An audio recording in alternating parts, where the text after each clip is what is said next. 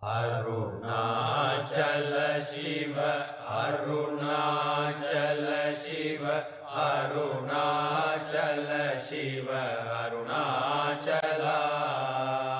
Arunnachala Shiv, Arunnachala Shiv, Arunnachala Shiv, Arunachala.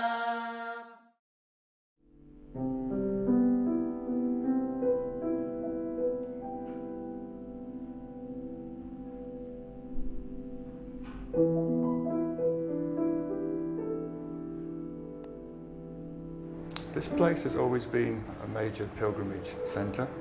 Ramana, in a sense, was the latest and probably the most famous of a whole stream of extraordinary saints who've been drawn by the power of this place for at least, I would guess, 2,000 years. It's one of the 5 principal lingams of South India. This is the fire element, the place where Shiva resides.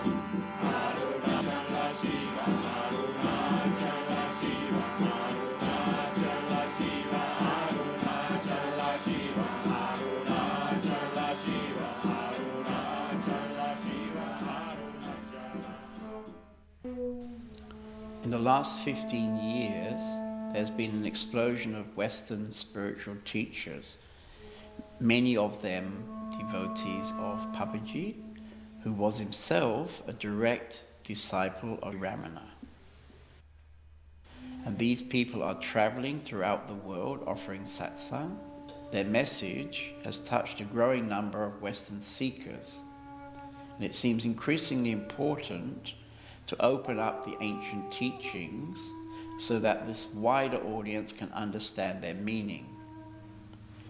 I would like this film to contribute to making the teachings of Sri Ramana more accessible, and in this way also the ancient teachings. I would like it to challenge entrenched ideas and encourage a healthy spiritual debate.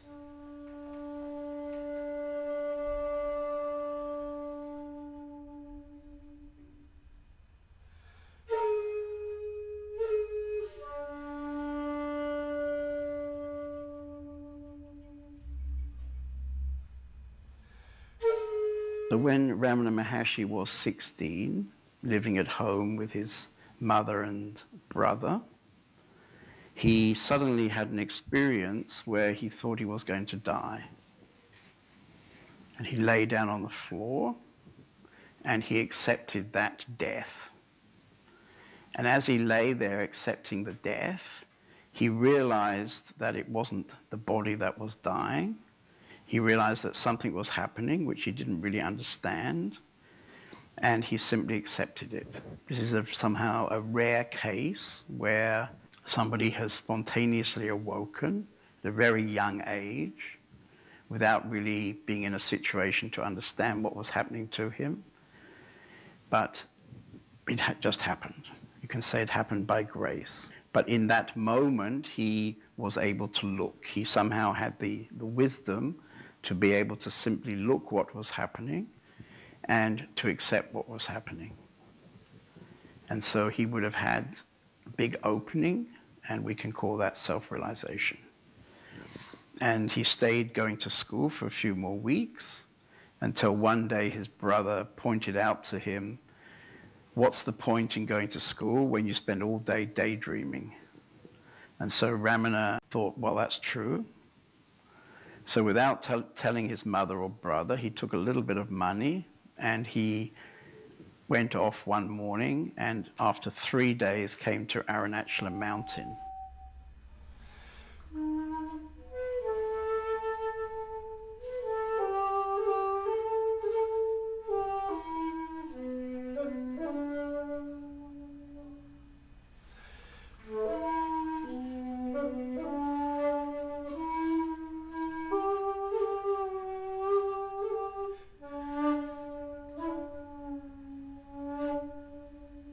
1974, I was at Oxford University, feeling very disenchanted with the reductionism of the standard academic methods and bankrupting myself on buying spiritual books.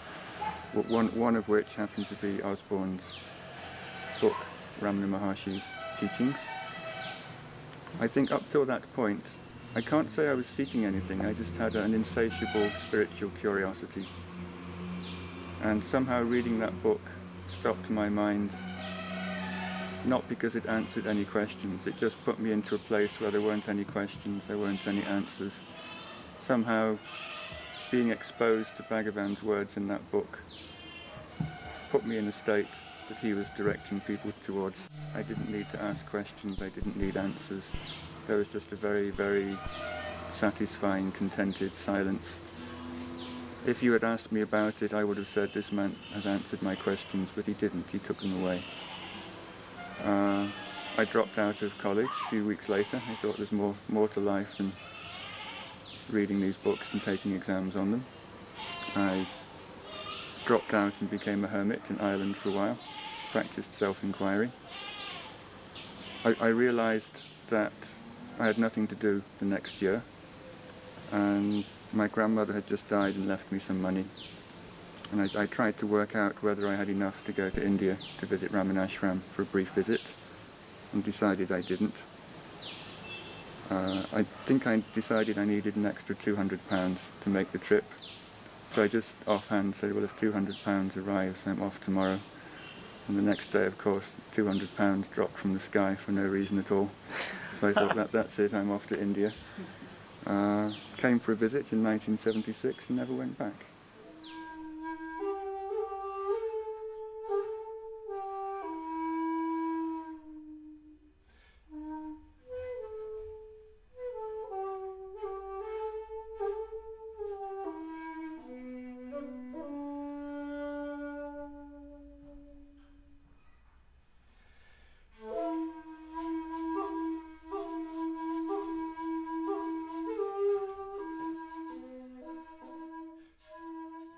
When I got to California, I decided, to hell with this goddamn spiritual thing.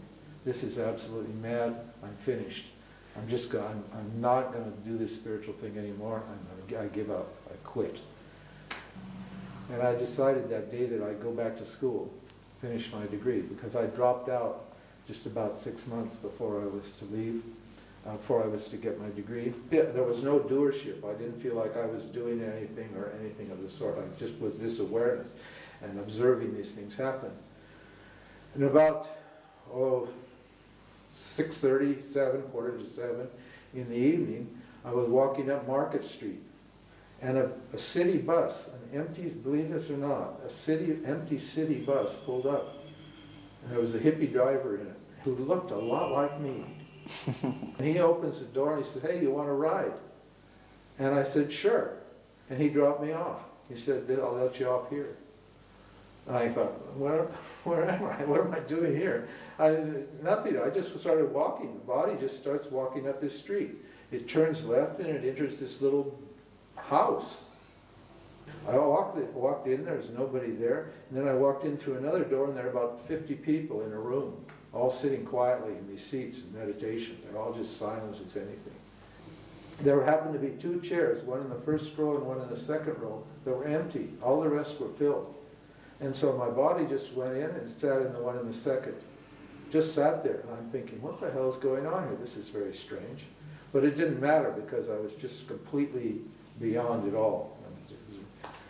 And then about a minute later, again, just as if the whole thing was perfectly choreographed, I felt this presence coming. And suddenly, within my awareness, this holy man just comes and he sits right in front of me. And he just starts transmitting right back to me, instantly. I knew that who he was and that he knew who I was. And the man gets up and introduces him. He said, "This is Swami Chinmayananda, and blah, blah, blah. He's going to give us a talk on Vedanta." And he got up and he started talking. And I realized that I met my teacher. I met my guru. And he immediately started talking. And every word was like, I tell you, it was like honey. It was like drinking nectar. It was the most, it was so beautiful. The next day I called up my girlfriend, I said bye-bye. Called my parents, I said bye-bye. I sold my car, collected my money, right? And I took off with the Swami.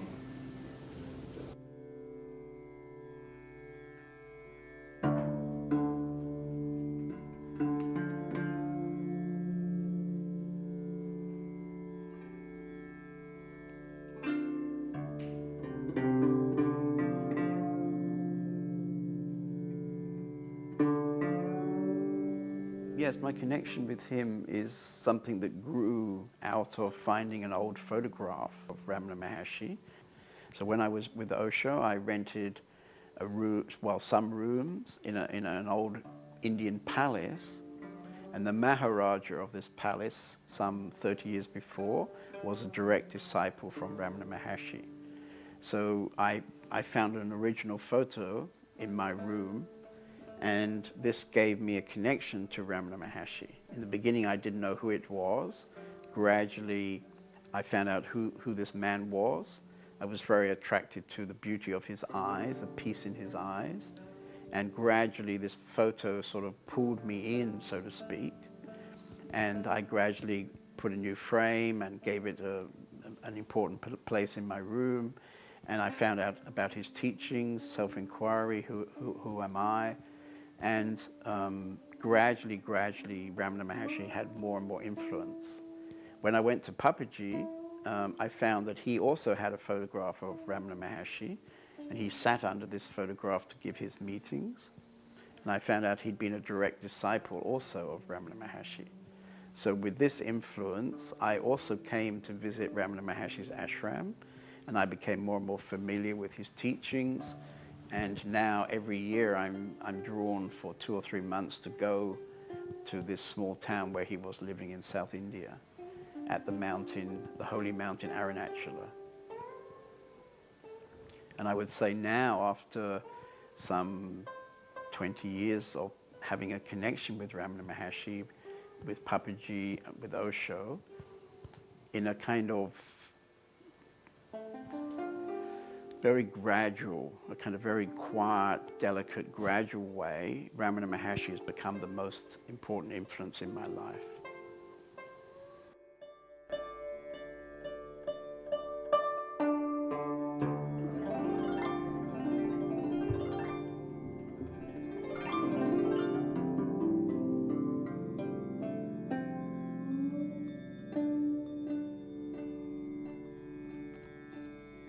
What was unique about Ramana was that at age 17 he actually was able to extract the knowledge of who he was from the experience.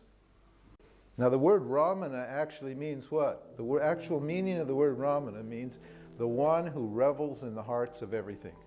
Now what would that be? Awareness. That would be the self.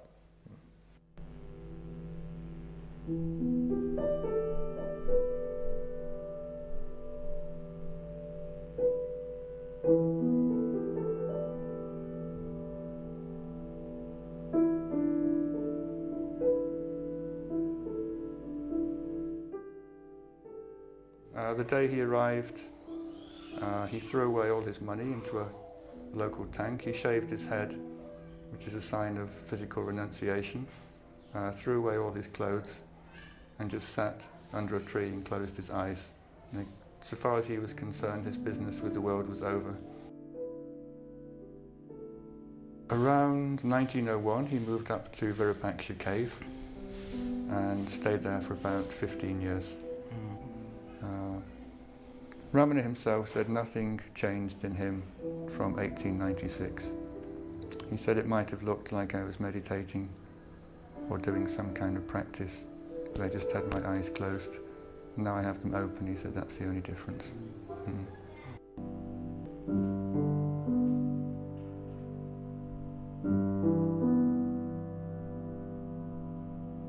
But who was speaking?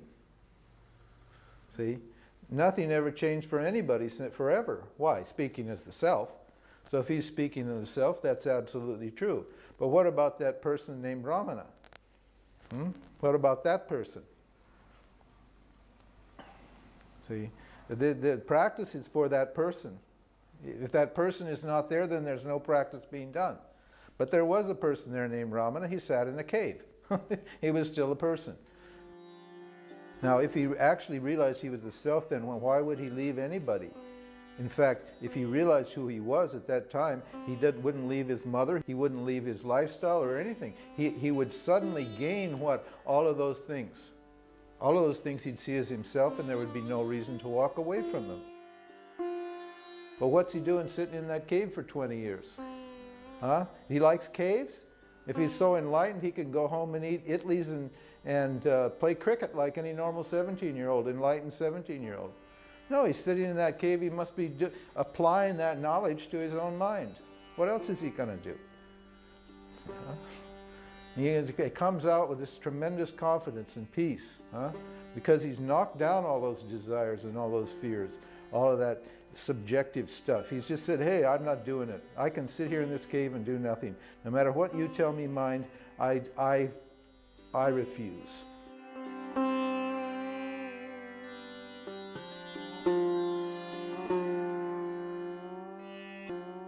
When the building started, Ramana himself was involved in that? I don't think he built this first coconut leaf hut, but once he moved down, he was hands-on.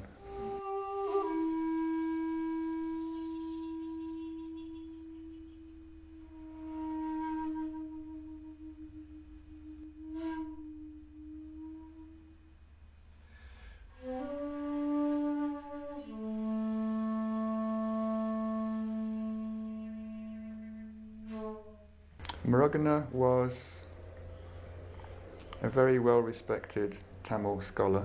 He came in 1923 when the ashram at the foot of the hill was very small, very primitive. On the day he arrived, he said there was one coconut leaf hut and Bhagavan was the only person present in it. I mean, that was a common experience of people who came 22, 23. He had composed 11 verses in the main temple in town. The predominant theme of all of these verses is, I'm coming to you because I think that you're Shiva incarnate. I want your grace, please help me. And Bhagavan came out of his hut and Muruganar tried to sing these verses and he said he couldn't even speak in Bhagavan's presence. He was completely paralyzed. Bhagavan got tired of waiting. He said, give me the paper, I'll sing them for you. Kind of went through the whole 11 verses and chanted them out loud and gave the paper back. Muruganar stayed on that occasion. Now at some point, probably in the first year or so, he says he was picking leaves for leaf plates with Bhagavan in Pelakottu at night. And he said Ramana just looked at him, and in that moment he got enlightened. Now the thing about Muruganar is that you could never ever get him to talk about his personal history. He seemed to think that Muruganar the person had ceased to exist. From that moment on, he started spontaneously composing verses in praise of Bhagavan. He was already a good poet before he came to Bhagavan, but somehow this experience turned him into a magnificent, spontaneous poet who could just churn out verses non-stop all day, every day. There are 20,000 poems in there. 20,000? 20,000. And they're absolutely magnificent.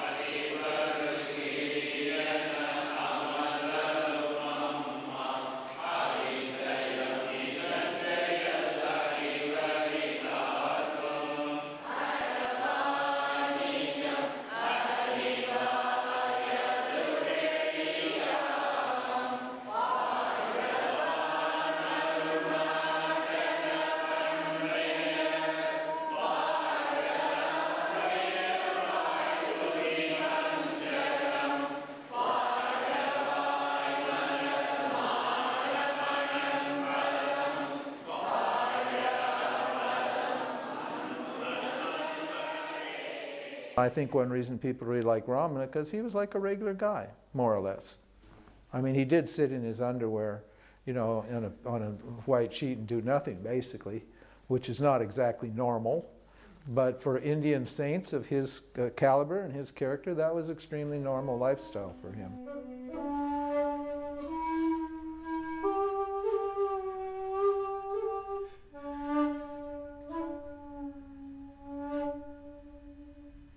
If he was off doing some work and enjoying it, whether it was cooking or building a brick wall, somebody would come and say, some visitors have come from Hyderabad, and his face would drop, and he said, oh, you know, goodbye, I have to go back to jail. And he'd sort of he'd go and sit on the couch and tell people how to get enlightened. He really enjoyed cooking. He was the head cook for, I'd say, at least 15 years. He got up at 2 o'clock every morning to cut veg and supervise the cooking. When the buildings were going up, he was engineer, architect, hands-on every day.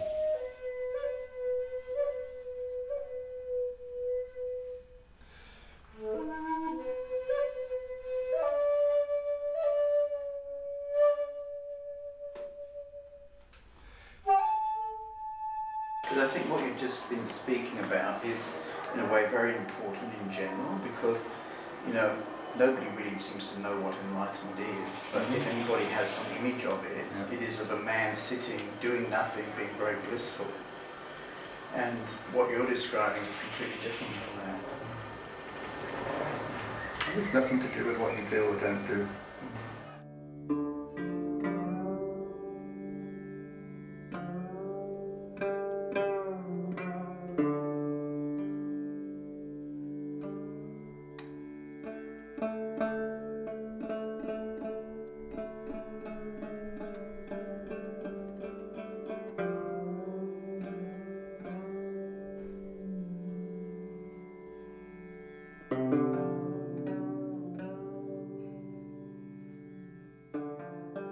He lived a pure sattvic lifestyle. Sattva, the reason they call it sattva is because it is of the nature of sat. Sat means awareness. So the mind is awareness. Huh? He ate very sattvic food. He was very fussy about food. He insisted on cutting the vegetables and cutting them a certain way. Why? Because he understood the science of sattva. He probably selected, he could tell the vibrations of things he could put into his body. He lived very, very simply. He didn't wear a lot of clothes. All these things, all of those are signs of a person who's following an extremely sattvic lifestyle. And because of that, the radiance is there.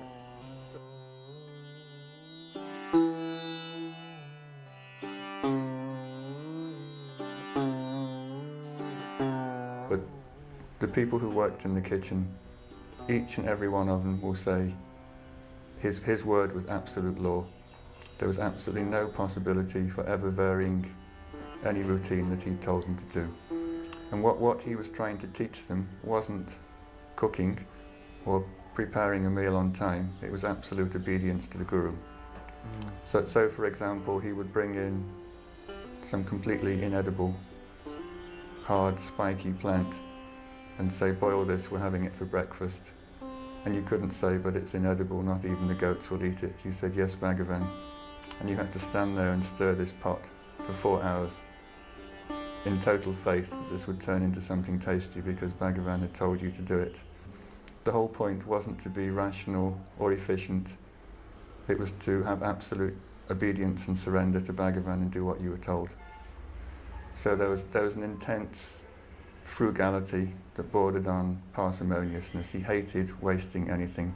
He'd pick up single grains of rice off the floor and order them to be taken to the kitchen and stored. I mean, that was the level he was on.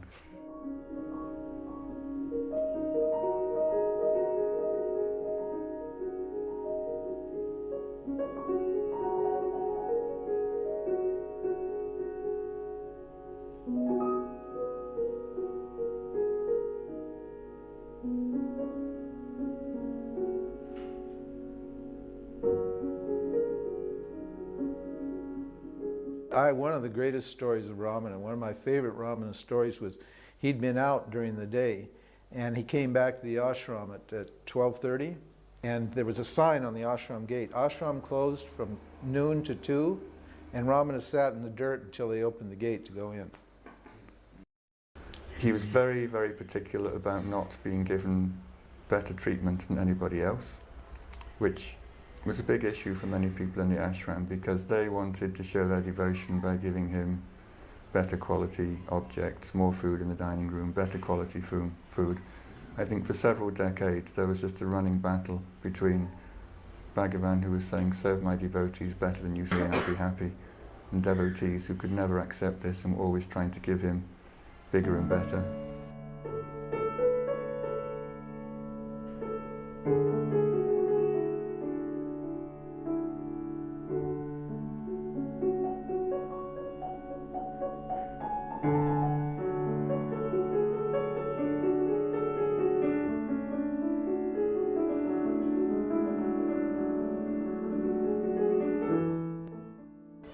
He had squirrels on his sofa. That was, they moved in, made nests over his head, and ran around all over. Kind of had babies in his cushions. When the new hall was built, that was the last place he moved into in 1949, because the old hall was too small. And when they tried to move him in there, he took one look at it and said, "Where are the squirrels going to live?" and walked out again. Right. Couch. Yeah. So Well, it seems to be for the wrong person. I mean, it's well, exactly. He took one look at it and said, "Make the stone swami sit on the stone sofa. I'll go somewhere else."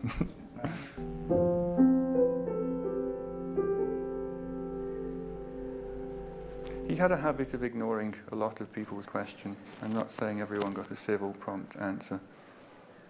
You could come in and ask an apparently earnest question, and he could stare out the window and ignore you for an hour and pretend you didn't exist. I think a lot of people were intimidated by him, too scared to speak.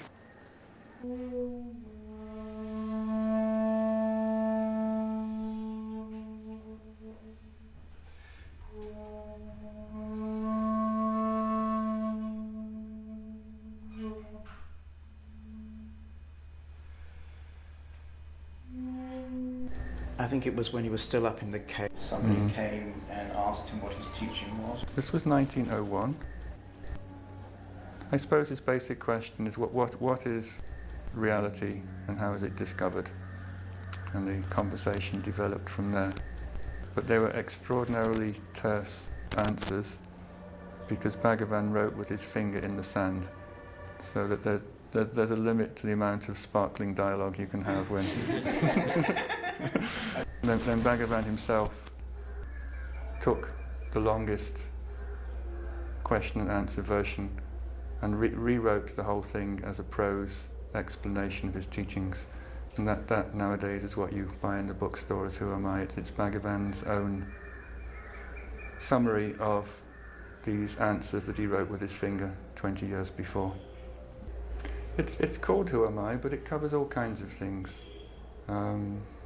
The nature of happiness, what the world is, how it apparently comes into existence, how it disappears, plus a fairly detailed explanation of how to do self-inquiry.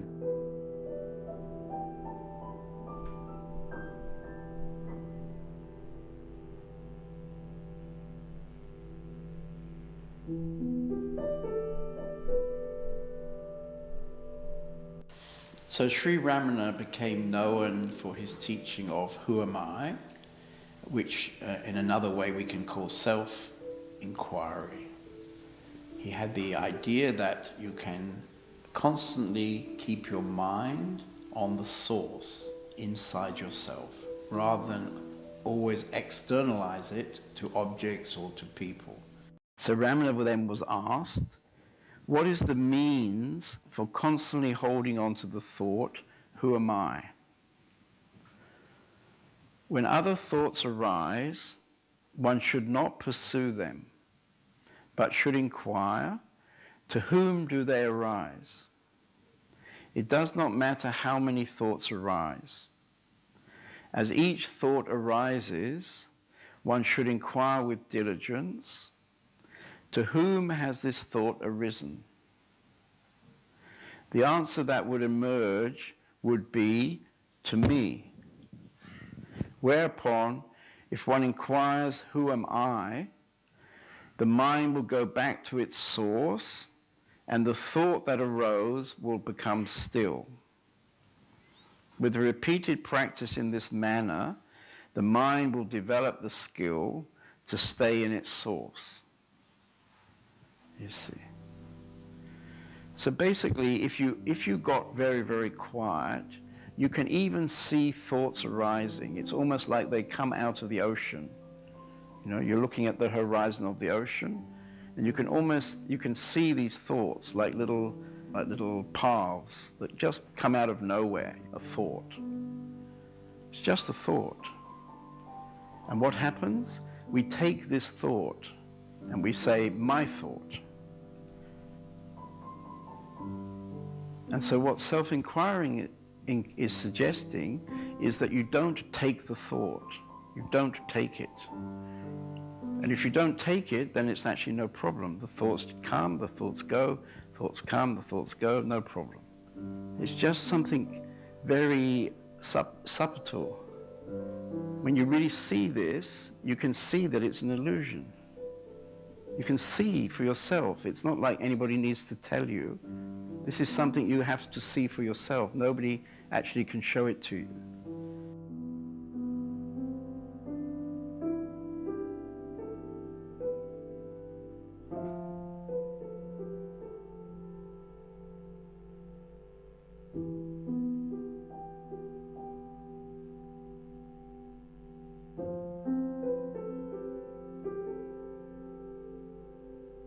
But retained in the heart is what is called inwardness.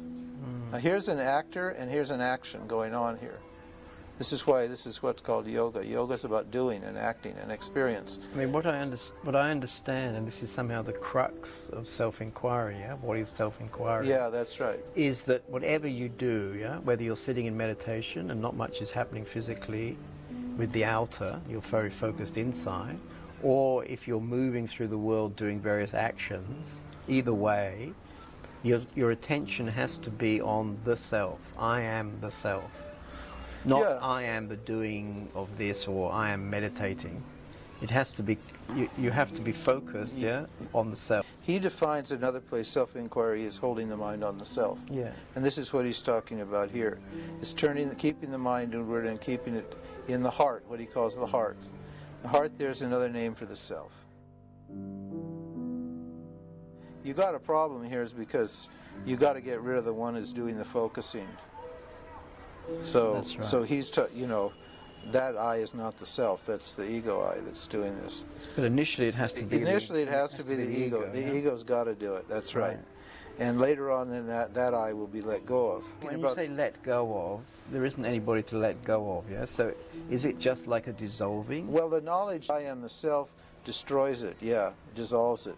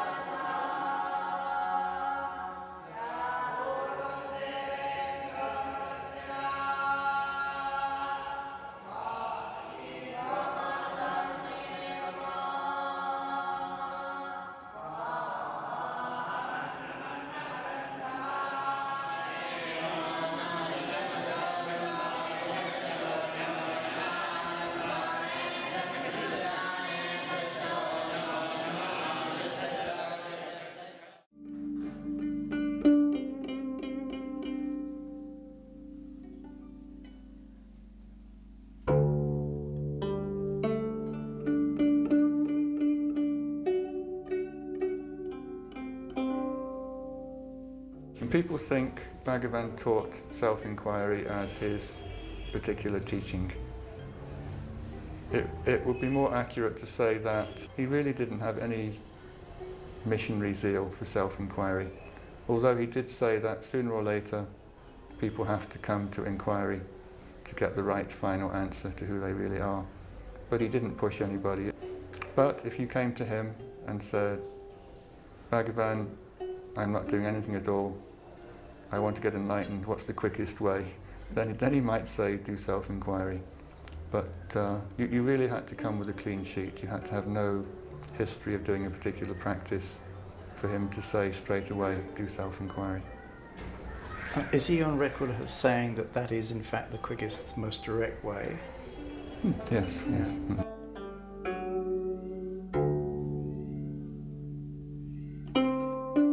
In the book Day by Day with Bhagwan, he's quoted as saying, persist in the inquiry throughout your waking hours.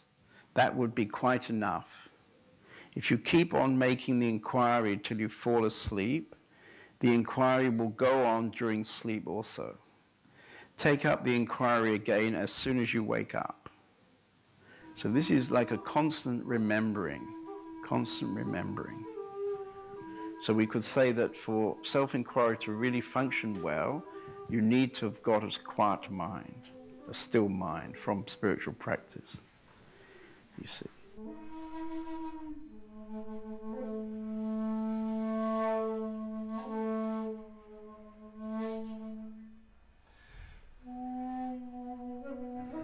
And he said that you had to keep on doing it up till the moment of realization.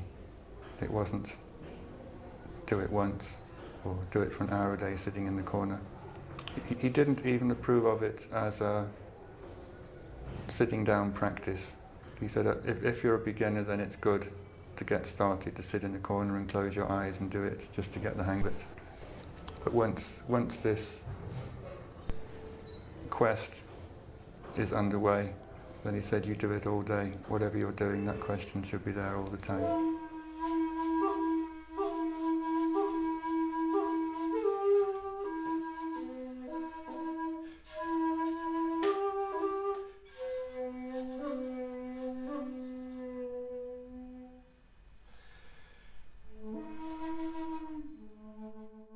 Ramana said, you have to ask yourself the question, who am I? This investigation will lead in the end to the discovery of something within you, which is behind the mind. Solve that great problem, and you will solve all other problems. So this I is somehow the key, you see. It's like if you consider a bridge, one of these arch bridges, they put the stones, and then in the middle of the bridge they put what they call the keystone. And this keystone locks all the other stones. So if you want to break the bridge, you can just break this keystone, everything falls down. So in this way, you can say that if we can really come to see the meaning of this I, then all the things that are attached to this I, it all falls down. So what falls down is our identification with being a somebody. It's very hard to see it because this has been building up for many years, slowly, slowly, slowly. It started when we were too young to even perceive what was happening. It was happening to everybody around us. It's perfectly natural. Everybody goes through this. And by the building up of this identity, we came to believe in this identity. And yet this identity is only existing in the mind.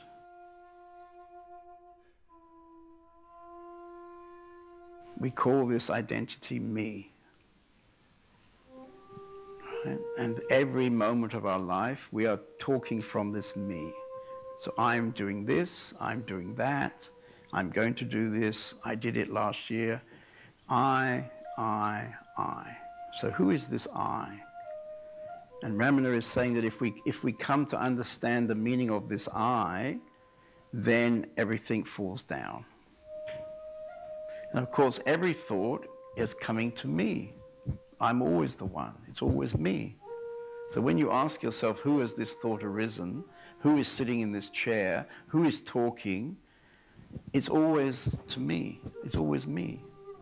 Because that's our identification, me.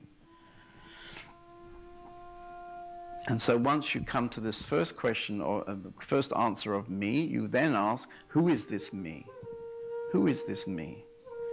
And there is no answer to that question. So this is not an intellectual kind of inquiry. This is an inquiry using these two questions, and the second question takes you to the source, takes you to your true nature, takes you to the self. And that there's no answer in that. It's like the self is not an answer, you see. So it brings you to this nothing. So the answer to the second question, if you like, is nothing. It's a deep sense of emptiness, of nothingness.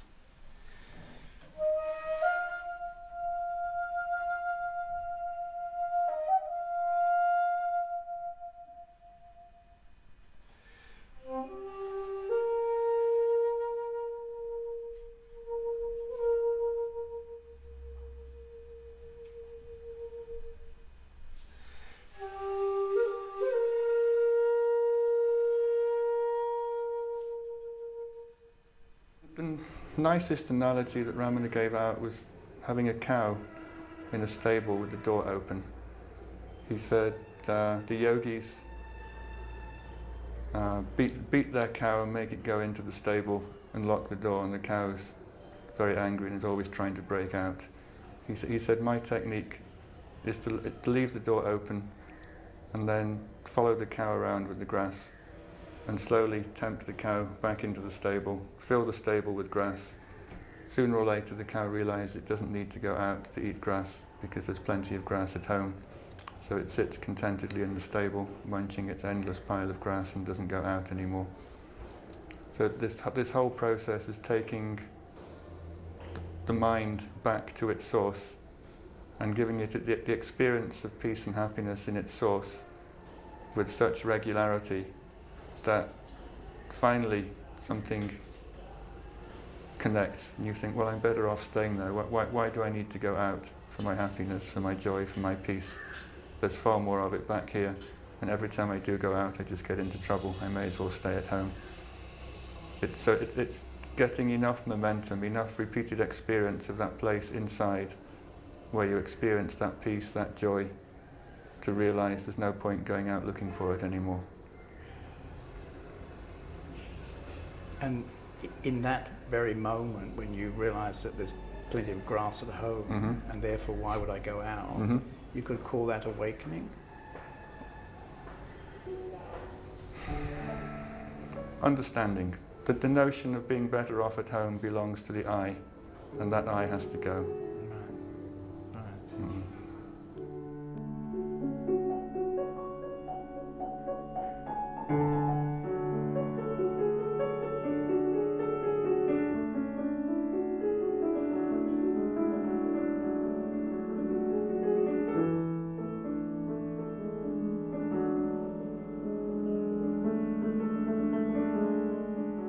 Self-inquiry should be conducted according to scriptural lines.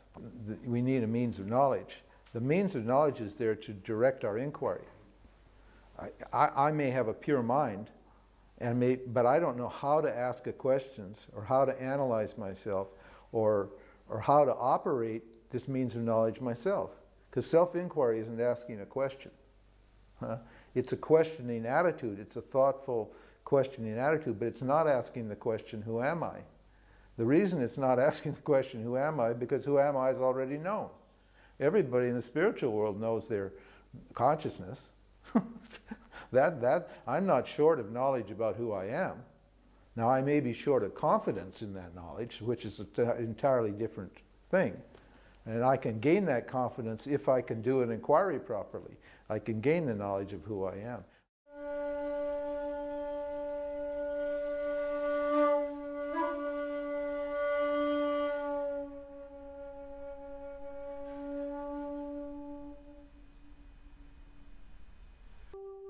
It's very specific. It's finding out where this sense of I arises from. So he would say each time you find that your attention has gone to an object of thought or perception, for example, you're thinking of what you had for breakfast, or you're looking at that tree, then he said, adjust your attention from the object that's being perceived, the tree or the memory of breakfast, to that person who's perceiving the tree or having the memory of breakfast, and then find out where that feeling of I arises within you. Try and track it back to its source. It's a very active pursuit. It's very easy to get caught up, you see, because it all feels so much part of my movie. I'm hypnotized by my movie.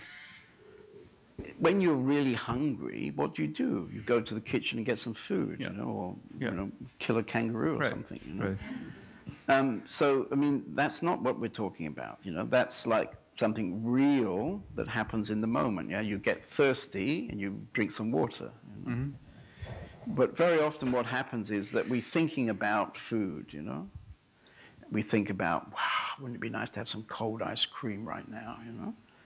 And then we think, where can we get the ice cream? And then we think, oh, I'll go on my bike, you know, and then my bike's broken, and, you know, and it's just going on in the mind. There is no ice cream. There's no reality about it. When you really need to drink, you just drink. So this has a different quality.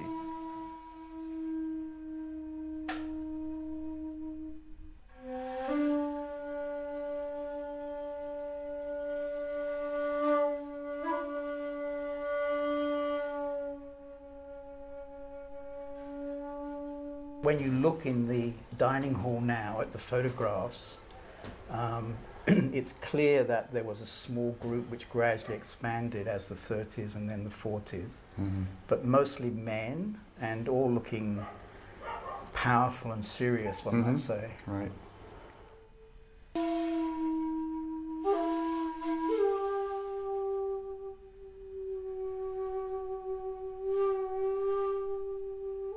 Swami was the attendant in the bathroom, and he asked the question, the ananda that sadhus get from smoking dope, is this the same ananda that enlightened people have?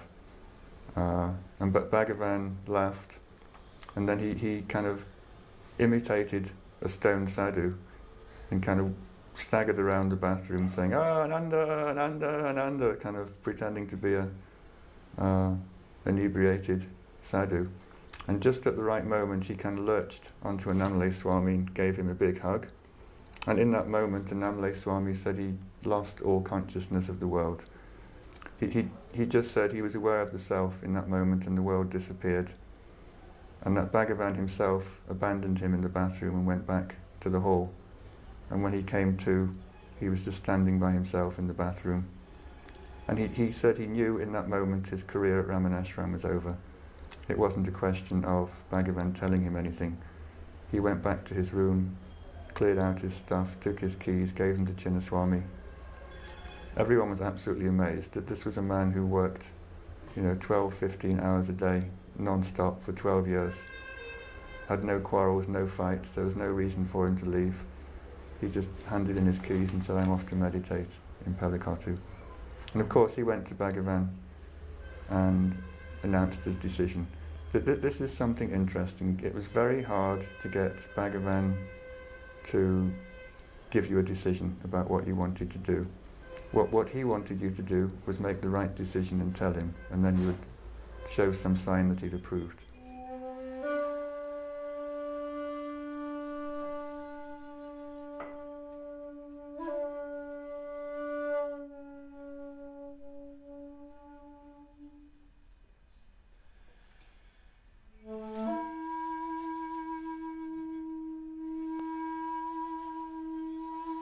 In the presence of the Guru, it happens.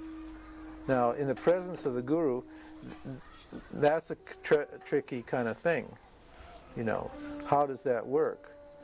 Sometimes it works through words.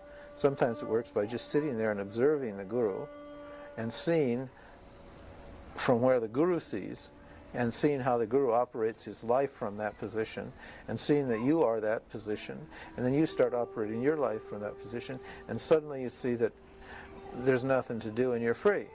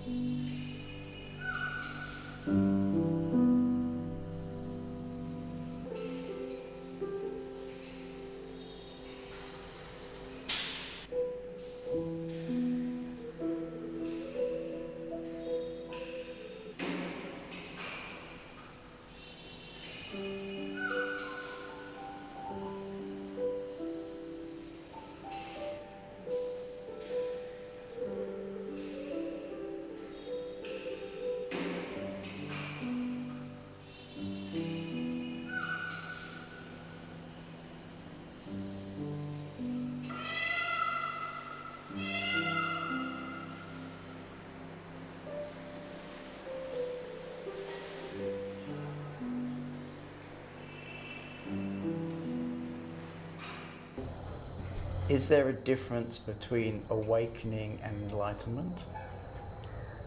I mean, obviously we're just using words, but are there two different states?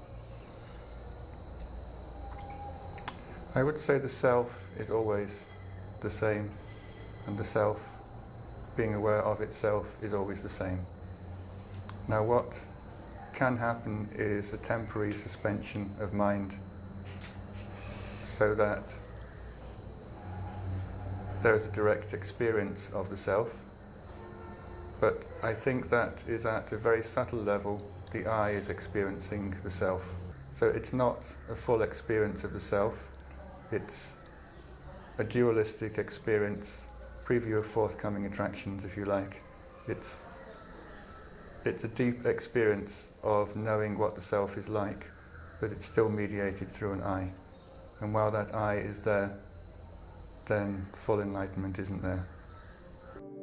Does that mean that the second state is very, very, very rare? Is that what we're saying? Bhagavad Gita says, how do they do the numbers? Out of every 1,000 people, I'm paraphrasing this, kind of one is really serious, and out of every 1,000 serious people, only one knows me as I really am. So that's 1 in a million. And I think that's a very generous estimate. I think it's far worse than that.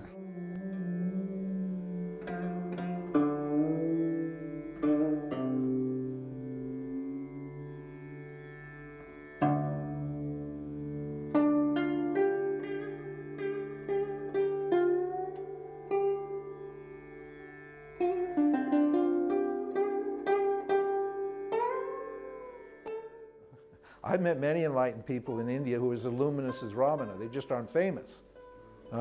Why? Because they did yoga. They applied that knowledge to their mind, so the mind was radiant. And that radiance has a huge effect on people. You see these enlightened people, you look at the confidence they have, amazing confidence to withstand anything, to face any kind of situation in life. And where does that confidence come to? Simply standing up to their mind, taking a stand in awareness as awareness.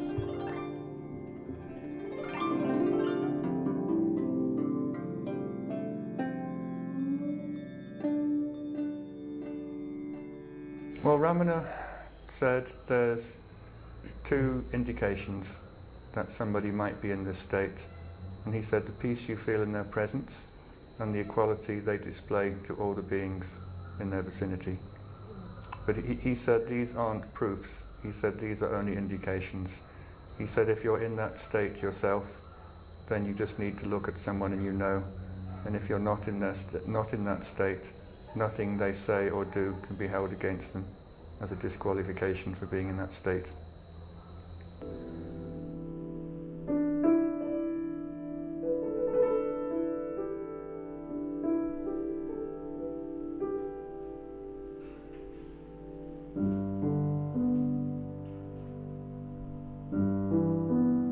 Would you like to say something about Papaji? Would you perhaps in some way put him into the context of the structure of the disciples around Ramana?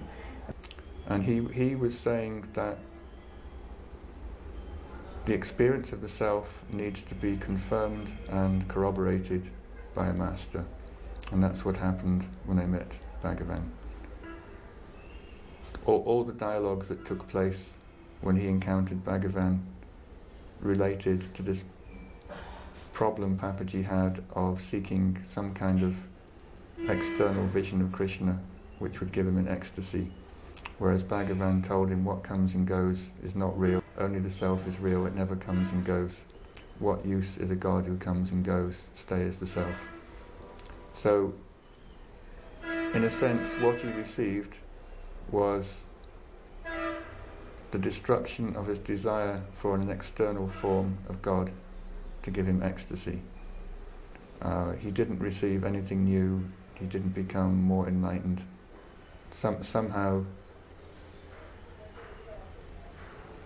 he was shown the diamond he already had and was told, stop looking for anything else, you're wasting your time, you've got it already. But isn't this what, in fact, everybody's got already? We all tend to think that self-realization will be self-evident, obvious, so overwhelmingly real, peaceful, ecstatic, blissful, that we'll know we've got it.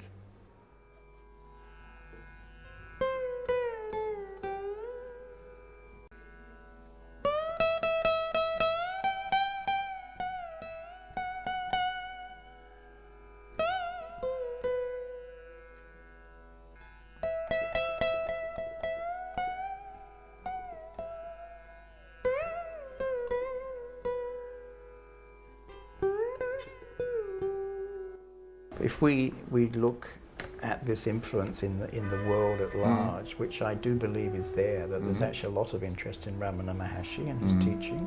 If we're talking about influences, people who made the West aware of Ramana's existence and his teaching, number one or earliest would be Paul Brunton.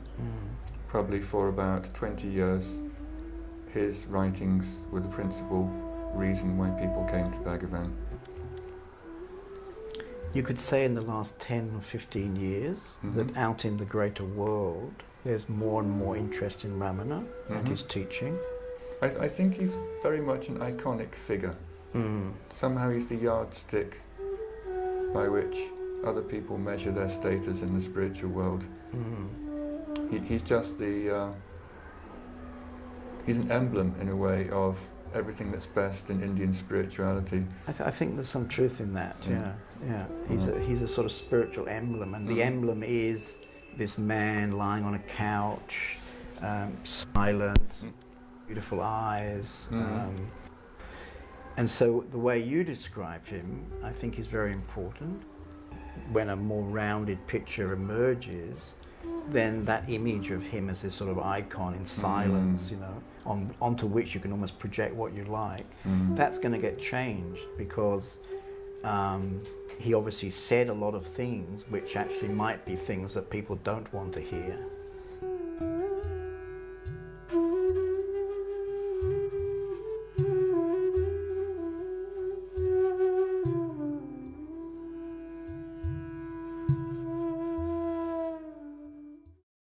Did he not have any thoughts or desires or feelings in his mind whatsoever? I think that's what some people would absolutely believe. Well, they do, and that's part of the Ramana myth, the big Ramana myth. And that's a very convenient myth, because that's created by people who have no self-confidence and who are lazy. And so they want to make Ramana into some great big incredible thing and think that, what, I couldn't possibly be like that. So they don't really try to realize who they are. They just worship this form or this deity or this incredible person who supposedly got lucky or whatever it was. Ramana was a normal guy. He just happened to find out who he was at 17. Where is his authority to teach self-inquiry if he didn't do self-inquiry?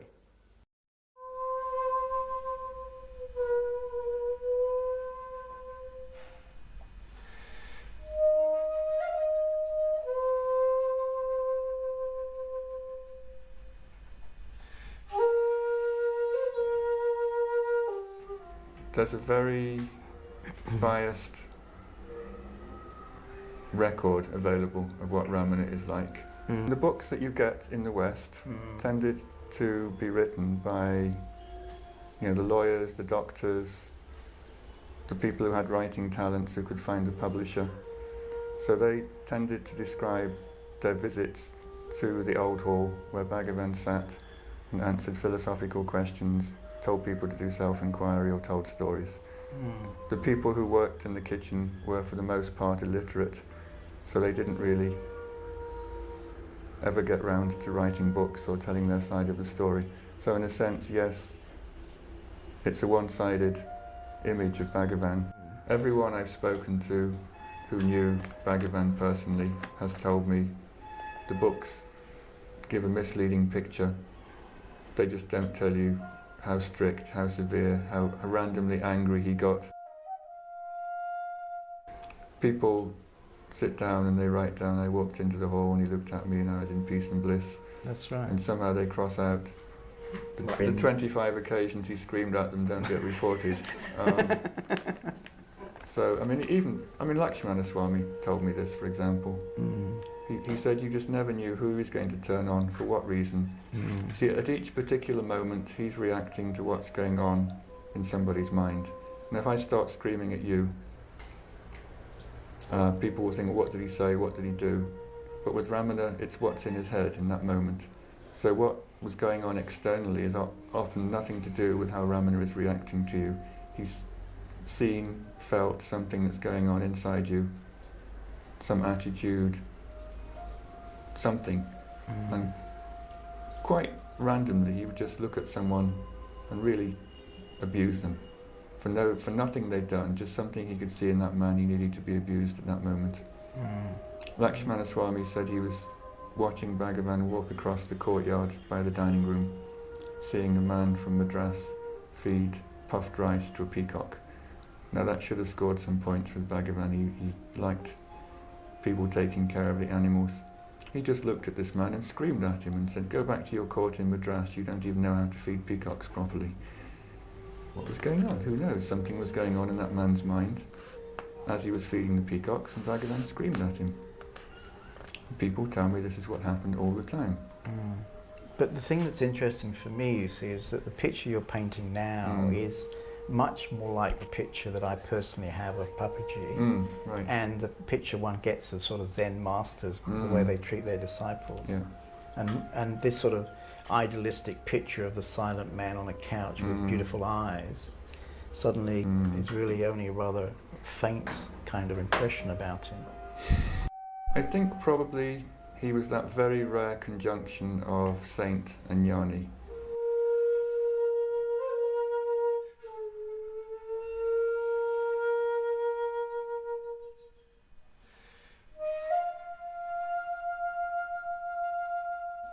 So he didn't think he was special. We're making Ramana special. That's what our own spiritual inadequacies are causing us to project Ramana as some amazing, incredible, fantastic being. But you know, whenever you talk the truth, you run up against the myths. That's the important point. You know, because this is a non-dual reality. You're just as valuable as Ramana. You're just as important as Ramana. I'm just as important as Ramana. Why? Because everything's Ramana. There is no difference here between people. You know, and human beings have this amazing, amazing need for status.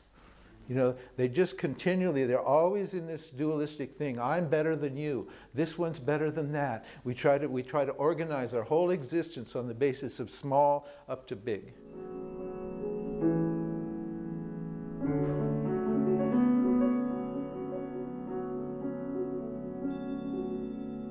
Have bhakti for these great people, and particularly Ramana. He was a shining example of this knowledge, and that was the beauty of Ramana. You could trust a man like that because he lived that knowledge. Ramana was special for this reason. Ramana was special because he purified his mind to such a high degree. And that's the reason he was so luminous.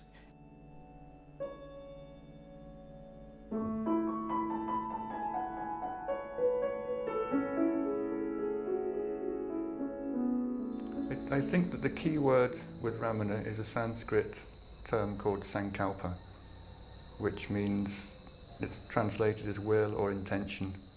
It means the resolve to follow a particular course of action or decision to take action is a sankalpa.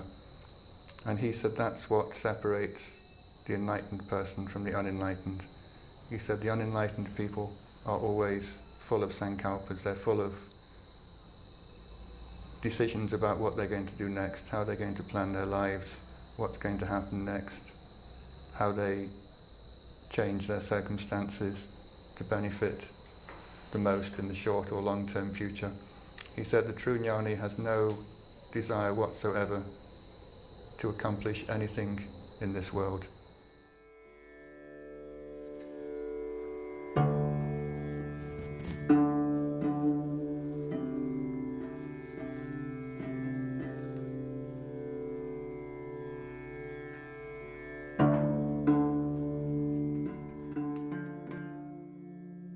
The stories around his illness were very striking.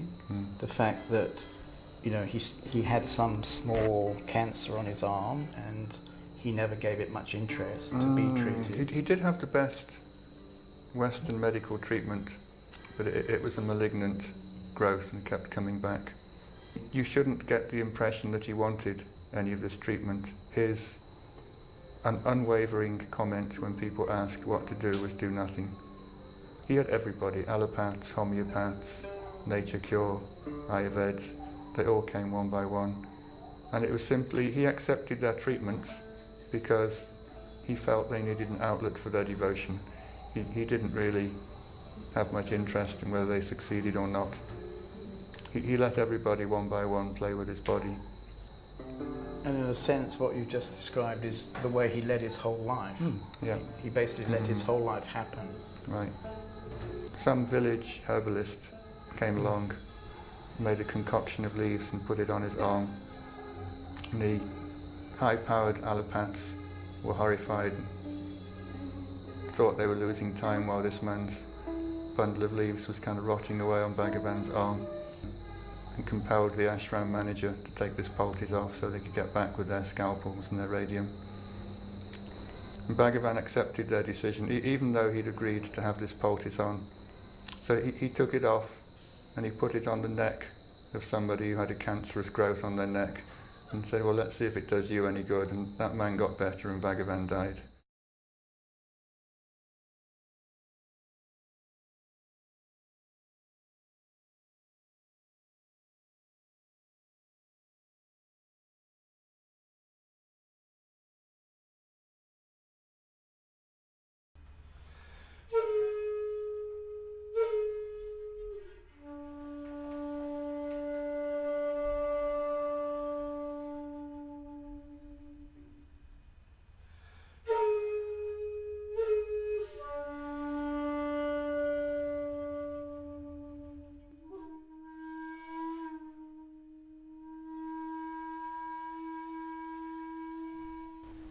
The climax of my own spiritual experience took place during these last moments.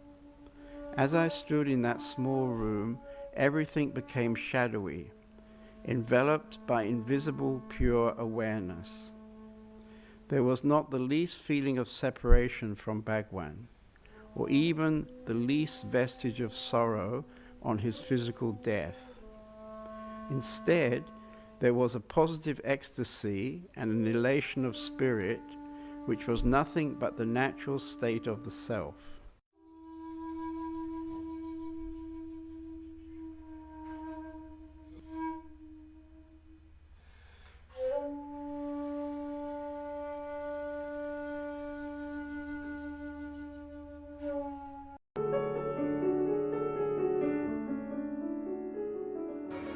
But around that time, most of the people here were sneaking off to Bombay to see Nisargadatta.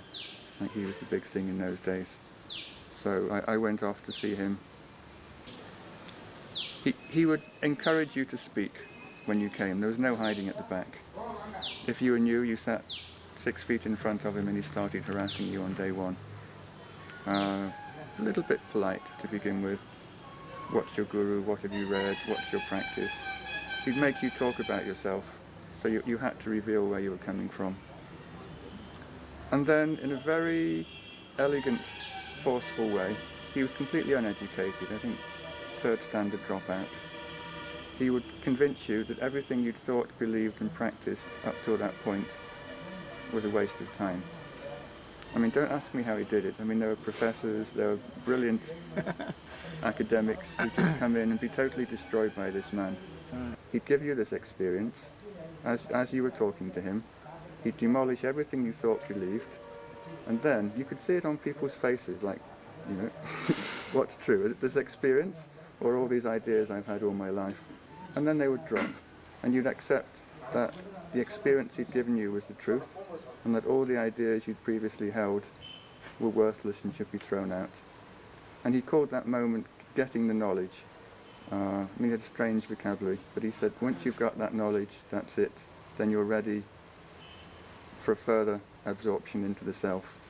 And the way he did this was by continuously talking about consciousness, self, and you think, oh my God, not again. I mean, I've heard this 20 times this week, talk about something new. And then suddenly you think, wow, he's not telling me about something, he's describing myself. He just had this amazing power to be the self, to talk the self, and when you weren't looking or paying attention, suddenly you became the self simply by the forcefulness of his explanations. You didn't believe him, you didn't think about it, you listened to him, he got inside you and you became what he was talking about. So though he called this getting the knowledge, it was actually an experience of self. He had a little different structure than, say, people like Ramana. There's a level or state he calls consciousness, which is I amness, it's God, it's all kinds of things. And then prior to that, which was his favourite qualification of it, he didn't like to say beyond, he said prior to it there's this thing called awareness. That consciousness comes out of awareness, all manifestation is consciousness and it goes back into awareness. So he had this power to stuff you back into a consciousness in which you weren't bothered by concepts, you just had a very peaceful, quiet sensation. But that for him wasn't the ultimate. This ultimate was the awareness from which the consciousness rose and manifested. And did you personally experience that? I doubt it. Probably you did as your English. Yeah. People would come with all the standard spiritual questions, and at the beginning he'd be very polite, he'd listen to them, but often he'd say, I'm not interested in what you've heard, what you've read, I'm only interested in your own direct experience of yourself right now. The rest doesn't matter. So that this immediately would focus the conversation onto something that he considered to be essential.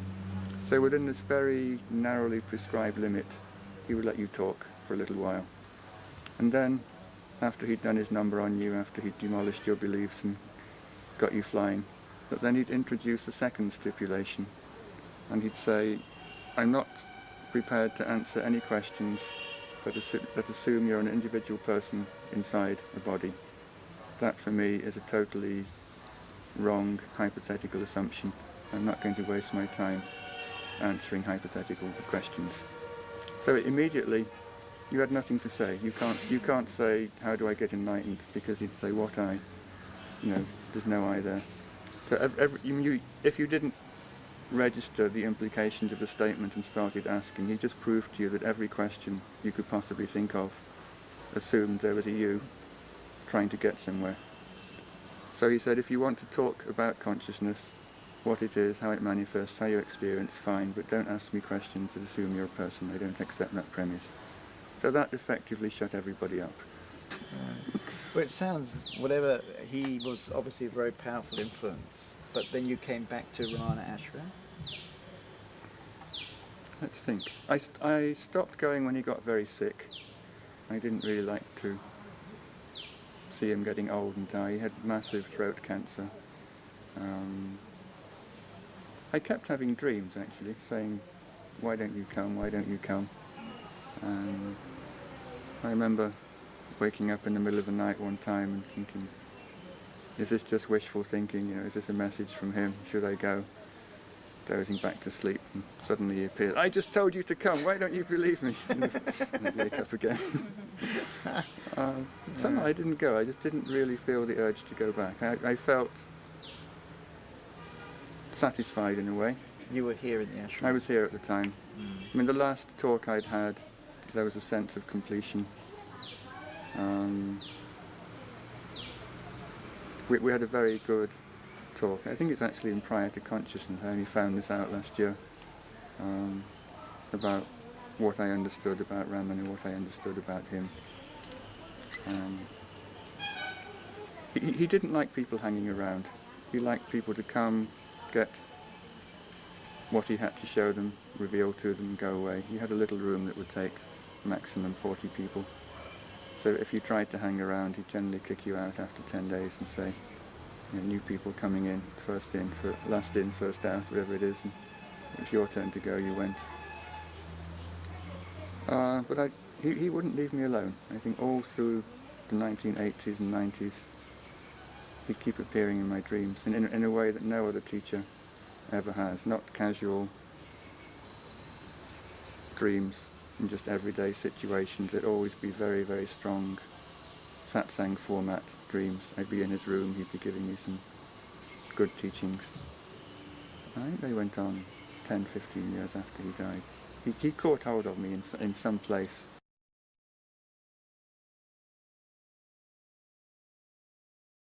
So somehow he was your guru in the form of a guru. I came here because of Bhagavan in the 70s. I think he became my guru in a sense that his lineage took possession of me. I fell in love with Arunnachalla, I fell in love with him. I went to see Lakshmana Swami, I fell in love with him, Papaji. All of these people derive their experience, their power, their teachings from that same source, which is somehow very much located here.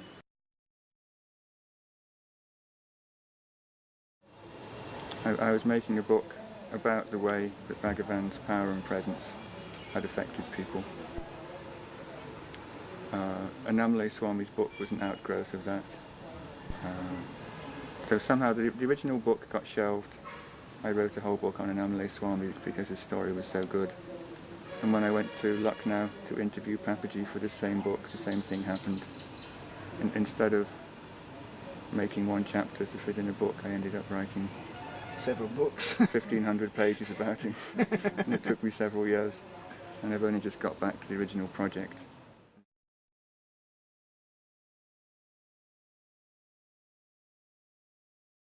He wouldn't let me take any notes, he wouldn't let me interrupt.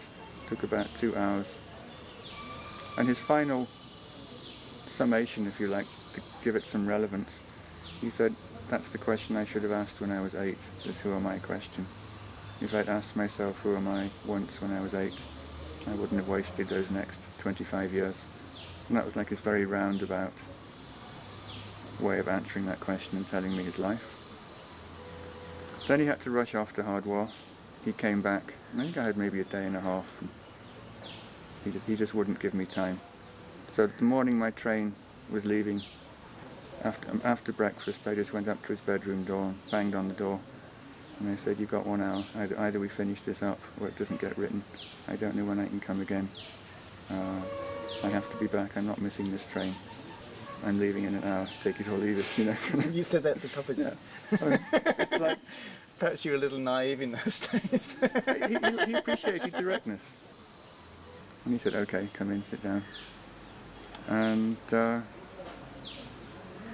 don't know if you knew his bedroom. He had these 2 single beds, tiny, tiny room, absolutely overflowing with stuff that he wouldn't throw away.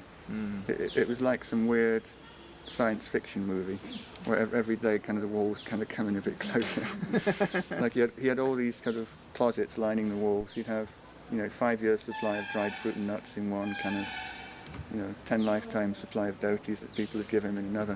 He wouldn't part with any of this stuff. So the cupboards just got deeper and deeper and the space available to kind of do anything got smaller and smaller. At the centre of which was his bed, and Jyoti, his attendant, had a bed there. So they were crammed so close, there was maybe this much space between the two beds. So we sat facing each other.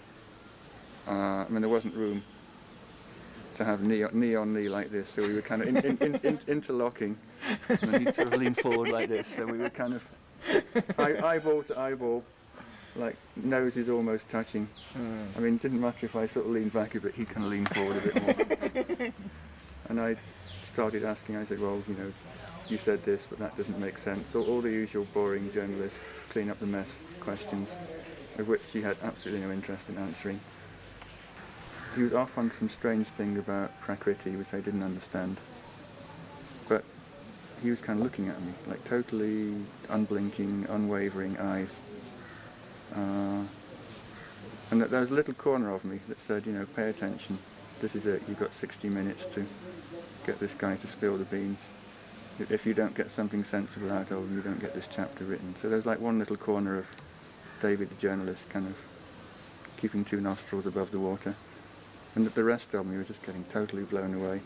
Like, he wasn't remotely interested in what he was saying. I think it was just an excuse to keep his mouth moving.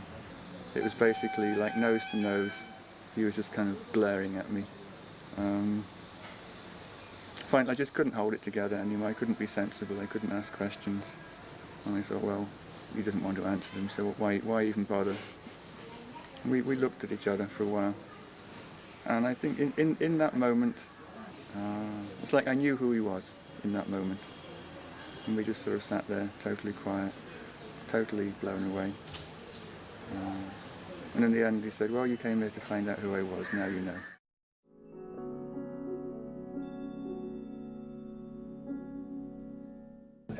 And Swamiji was a brilliant man and highly motivated. And that's what he told me too.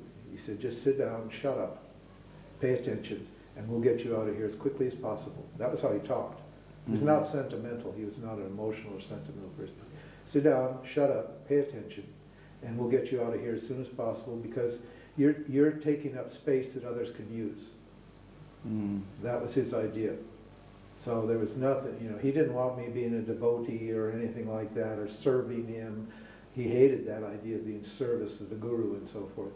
He said service to the guru is keeping your mind focused on the self, keeping your mind fixed on the self, practicing discrimination. That's the real service. And so he did his part. I mean, so you lived in his ashram? Not really. No. He was too famous to stay anywhere, and he had centers all over the world. So we would spend, at that time, he was doing 10 days in one place. And so I went around the world with him one and a half times, or 2 times actually, to the different centers in India and America and Europe. And we'd spend 10 days. He'd do a yajna from 4 in the morning till 10 at night. Then we'd move the next 10 days, we'd move on to Australia or to Hong Kong or to California, to Switzerland, back to India, different places in India we'd go. It was always 10 days at a time, like that. And then he had a big ashram in Bombay, and we'd stayed there for a while also. So. And you stayed with him constantly for this 2 years? Yeah, absolutely. He looked after me. I didn't pay for any food or shelter. All I paid for was my own tickets. And he took care of me. He introduced me to amazing people. I met the most extraordinary people in India that you'll ever, because he was the top guy. Swami Chinmaya was one of the most famous spiritual people in India. Far more famous than Ramana and most of these other ones, because he created a huge spiritual mission in a matter of 50 years. It's still totally dynamic and alive today. It's a very, very famous thing, and good, pure, holy, pure, sacred thing.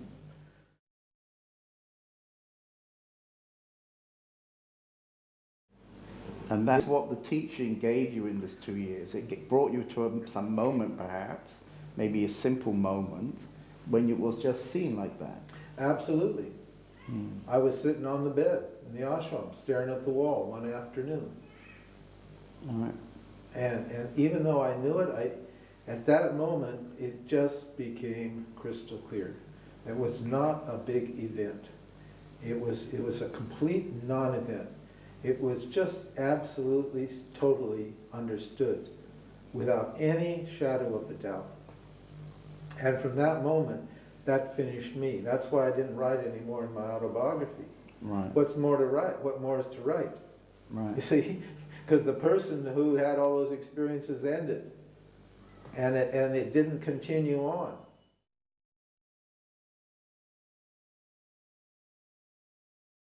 I would it would be, I think, very interesting. I mean, you were young, you were a, well-educated American man who'd had this clarity suddenly. Yeah. And you were still young enough to share that. Did you feel some impulse to share it, or did you? I did not, but my guru told me, he said, you will now explode upon the society and bring this knowledge to the people. Right. Those were his exact words. Right. I said, what to do? He said, go sit under a tree in San Francisco, Right. California. He said, it'll all work out, don't worry about it. Right. He actually tried to set me up with a job and some various things. He was a very good guy. You didn't feel to teach at that time? Yeah, I did. You It did. just happened. I didn't feel to teach, it just happened. Yeah. I was dead broke when I got back. I had no money. In fact, I basically had 21 cents when I got off the plane. I called, I had a phone number of this guy that I'd met in Morocco who'd helped me in Afghanistan. He was a merchant seaman and he lived in San Francisco. He came from a very good family in San Francisco. He said, yeah, come on over, I'll put you up. And he let me sleep in the hallway. And he just had a little room in one of his parents' buildings or businesses. And he let me sleep there. We were very close friends, actually. And he gave me the money to buy an old car, the Ford Fairlane. And I ripped out the back seats and I went around ripping off old Victorian buildings and stealing junk and stuff and selling it. I became a scavenger on the street. I had no money. And within about 2 years, I had a mansion in the Sea Cliff area, which is one of the most exclusive areas in San Francisco, in a business and an ashram. I attracted people like flies, because I was happy. And it was very successful. A man gave me a store. Right. Just out of the blue. I was selling at flea markets and garage sales and stuff, and this guy just liked me and he just turned me on to a store. It didn't cost me a dime. We had a very, very successful store down in San Francisco on the Divisadero Street. The money from that business supported the community? Yeah, and everybody worked like dogs. Right. We worked, 8 hours, 10 hours a day. It sounds a bit like our own community now. Yeah. It's a lot of work.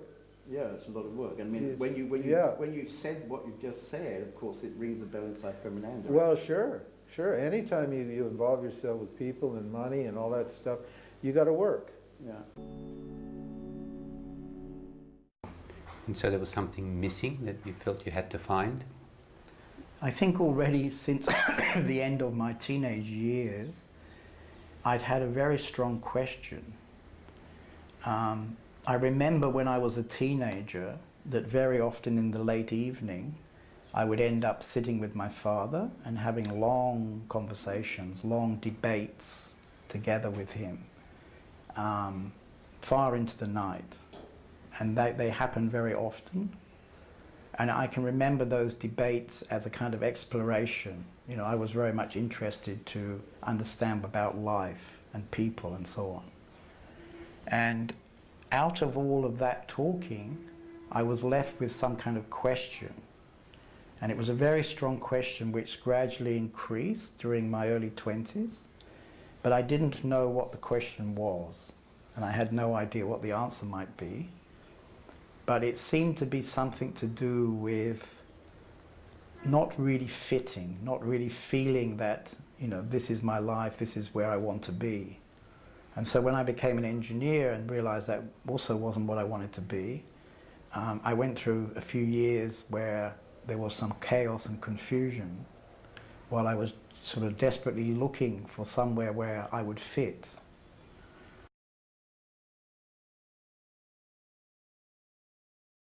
There was some feeling that this spiritual journey wasn't complete. It was a different feeling inside than I had had before, but there was a sense of uncompletion. And so I found myself not ready to settle down in England. And so there was then a pull to go back to India. But still not really looking for a master. I was really more interested in getting that last bit of the jigsaw. And I didn't know that I would need another master to do that, so I went back to the same ashram in Pune. Osho had been gone about a year at that time, I think. And I settled down there and continued my own internal search. And probably got to quite a nice state, you know, quite a lot of peace, ease with meditation, and a strong internal focus. So in a way, I wasn't really dissatisfied. It was kind of okay, and probably I could have continued in that state. And then suddenly again, it was like existence, the wind of existence blew in, you know, and suddenly I heard about another teacher, and his name was Punjaji, and I read an interview that somebody had done who had visited this man, and also I saw a video.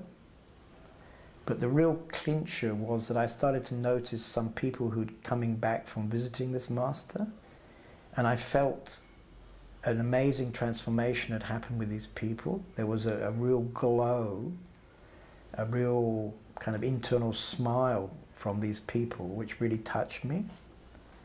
And then a very close friend came back, and he started to explain to me something that was very simple.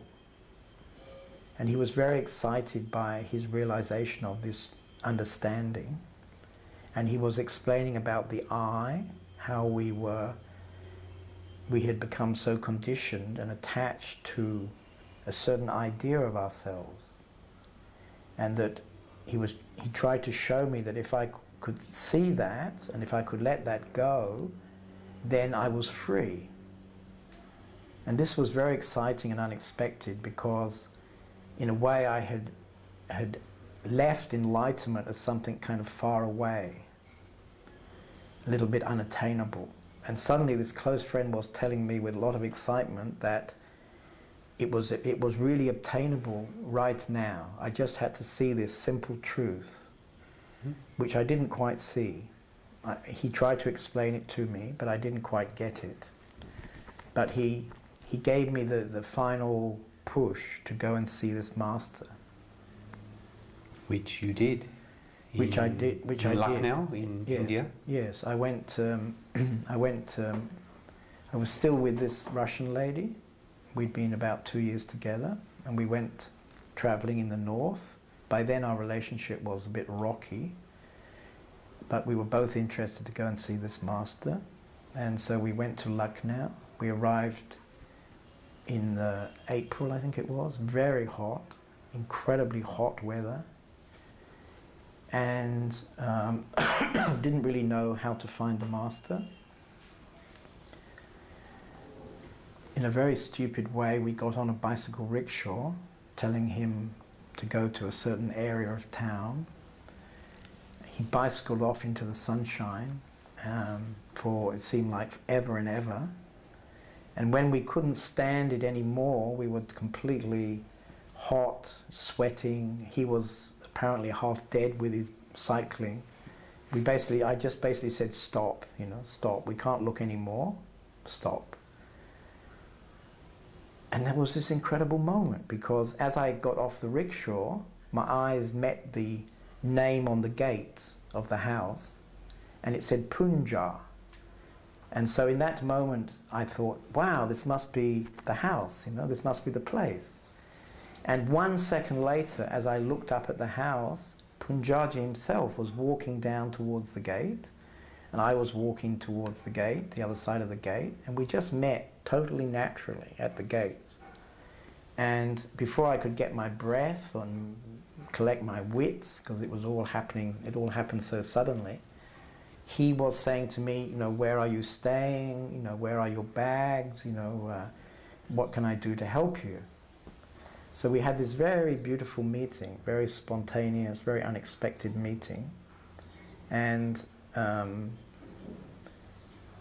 then basically settled in and went every day to his satsangs.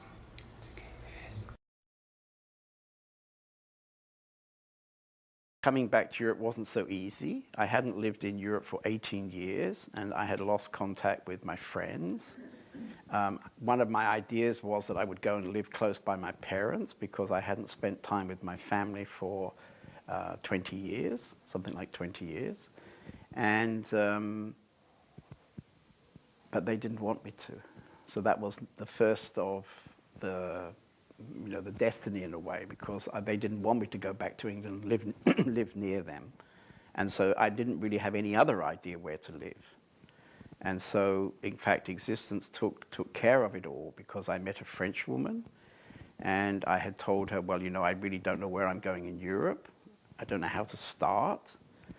And so she offered to take me to her friend, who was an alternative doctor, living in a very small town in North Germany, Wolfenbüttel. And he had a beautiful modern house and a practice, and he was very hospitable. And I started my European adventure in his house. He invited friends and some of his patients for satsang with me. So we had actually some nice, I think 2 or 3 weeks of very relaxed meetings in his house. Something else happened, very interesting, just as I was leaving India, and again this is very much to do with destiny, I think. I remember one afternoon walking down to the Ramana Ashram post office to check for mail, and there in the street I met a young German man who stopped me and told me that he'd been to one of my meetings, because I'd had already some satsangs in Tiruvannamalai, and told me something I said was very helpful for him. And then we had a little chat. And then he said, well, you know, I live in Leipzig, and as you're coming to Europe, I would be very happy to host you in Leipzig. So that was my only real contact besides the alternative doctor.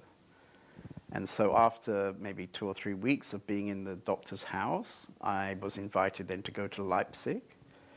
And he said, well, you know, I don't know if anybody's interested. We've never had satsang in Leipzig before. It's the first time. So he arranged an evening, and I came there. There were 35 people. It was a very kind of energetic evening. Spontaneously, we had a weekend. He was living in a big old house, which was half empty. We had a weekend in his house. And that really started everything running in Germany first and then in Europe, because out of that weekend, I was then invited to Dresden. I was invited to some other towns, and basically after that, the whole ball started rolling, and I would travel pretty continuously then through Germany.